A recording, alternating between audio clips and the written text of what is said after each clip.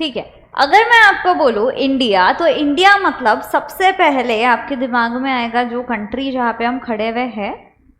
Yes, map दिमाग में आता है क्या सबसे पहले?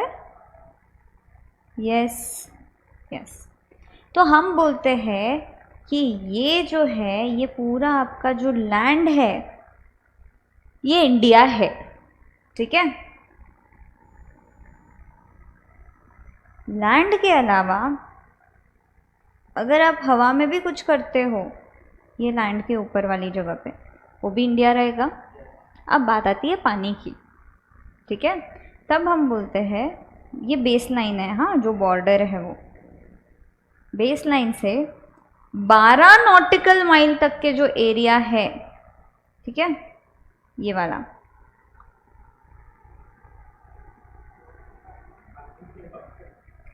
पानी क्यों नहीं है?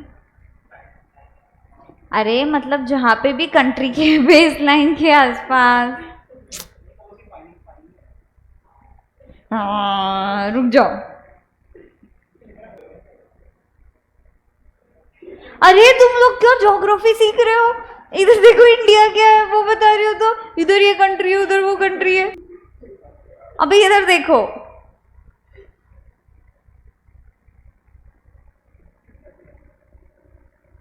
बारह नॉटिकल माइल तक के जो एरिया है, ठीक है, ये बेस लाइन से हम बोलेंगे ये जो है ये टेरिटोरियल वाटर है।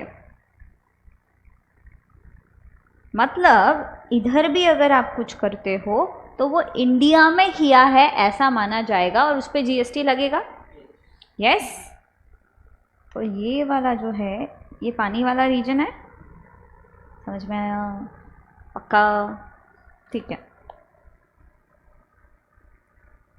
अब मैं अगर बोलूँ कि चलो मैंने इधर पे कोई ट्रांजैक्शन किया भी, जैसे ओएनजीसी का एक प्लांट है जो पानी में है, अगर इधर से ट्रांजैक्शन हो भी रहा है तो प्लेस ऑफ सप्लाई क्या रहेगा, लोकेशन ऑफ सप्लायर क्या रहेगा, कहाँ पे सप्लायर रजिस्टर करेगा? तो ये सेक्शन में दिया है कि अगर पानी में कुछ होता है, टेरिटोरियल वाटर मतलब 12 नॉटिकल माइल्स के अंदर कुछ हो रहा है, तो हम मानेंगे कि कंट्री के अंदर ट्रांजैक्शन हो रहा है। और इसका ऑफिस कहाँ पे समझोगे आप? तो जो नियरेस्ट बेस लाइन है इसके ऑफिस से, वो जगह पे आप इसका रजिस्ट्रेशन लोगे, लोकेशन ऑफ सप्लायर के लिए भी, प्लेस ऑफ सप्लाई के लिए भी। समझे? यस, रीड करें क्या इसको?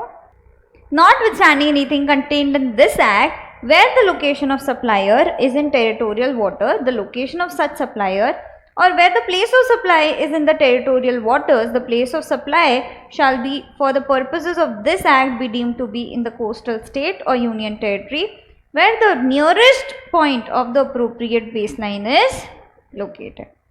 तो अगर मैं आपको बोलूँ इधर से वेस्ट बंगाल है 7 नॉटिकल माइल्स पे, और इधर से तमिलनाडु है, तमिलनाडु इधर ही है, हाँ समझो, ये है 5 नॉटिकल माइल्स पे, तो आप कौन से स्टेट में बोलोगे इसका लोकेशन ऑफ सप्लाई और place of supply?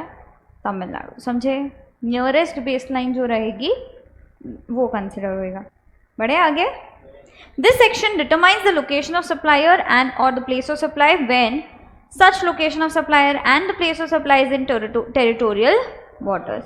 Before that, let us understand the term territorial waters. क्या होता है territorial waters? मतलब कितना nautical mile? 12. ठीक है। The term territorial waters has not been defined in the GST law. However, as per United Nations Convention on the Law of the Sea, the term territorial sea is a belt of coastal waters extending almost 12 nautical miles from the baseline of a coastal state. Section 3(2) of the Territorial Waters, Continental Shelf, Exclusive Economic Zone and Other Maritime Zones Act stipulates the limit of territorial water is the line every point of which is at a distance of from the nearest point of the appropriate baseline. समझे? Yes. Section 9 of IGST Act provides that where the location of supplier is in the territorial waters, it shall be deemed as same चीज़ दिया है। समझे? Yes, आपको EZ वगैरह का कुछ दिया नहीं है तो हम उस पर डिस्कशन नहीं कर रहे हैं। बट ऐसा होता है 200 नॉटिकल माइल तक के EEZ होता है, ठीक है। 200 नॉटिकल माइल के आगे जो है वो फॉरेन है, हाई सीज। समझ में आया? तो लिखे अपन इसको।